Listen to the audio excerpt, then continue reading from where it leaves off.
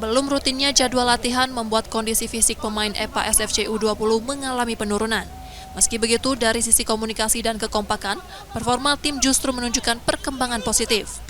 Walau jadwal kompetisi EPA Liga 2 U20 belum ditentukan, tim pelatih terus mempersiapkan skuad Laskar Wongkito.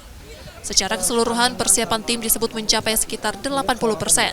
Ya, dilihat dari yang sebelumnya ya, untuk dari segi komunikasi sih udah berjalan jauh lebih baik, tetapi ada kondisi yang menurun dari yang sebelumnya, terutama di stamina. Secara keseluruhan? Secara keseluruhan sih 80% sih. Bagus ya. 80% kita insya Allah siap. Untuk menjaga performa dan kebugaran pemain, tim EPA SFC U20 aktif menggelar laga uji coba melawan sejumlah tim lokal di Palembang. Nur Muhammad, Kompas TV, Palembang, Sumatera Selatan.